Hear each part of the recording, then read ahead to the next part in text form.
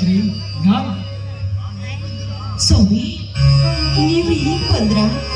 ಈ ಬಡಪಾಯ ಮೇಲೆ ಈಗ ನೆನಪಾಯ್ತು.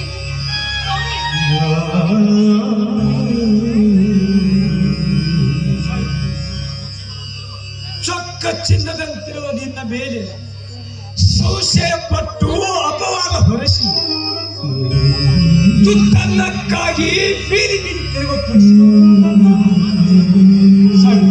ನಾನು ಪಾಪಿ ಸಾವಿತ್ರಿ, ನಾನು ಪಾಪಿ. ಈ ಪಾಪಿಯನ್ನು ಕ್ಷಮಿಸಿ. ಸ್ವಾಮಿ, ಆಗಿದ್ದಲ್ಲ, ಏನಾಗಬೇಕೋ ಹಾಗೆ ಹೋಗಿ. ಮುಂದೆ ಬರುವ ಈ ಭೂಪಾಳಿನ ಸುಖಕ್ಕೋಸ್ಕರೆಂದು ನಾವು ತಿಳಿದುಕೊಳ್ಳಬೇಕು ಸ್ವಾಮಿ.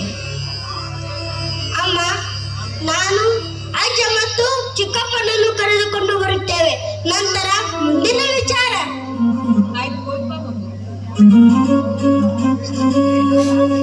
ಸಾವಿತ್ರಿ, ಇಂಥ ಮಗುವನ್ನು ಪಡಿಬೇಕಾದ್ರೆ ನಾವೇ ಪುಣ್ಯಶಾಲಿ.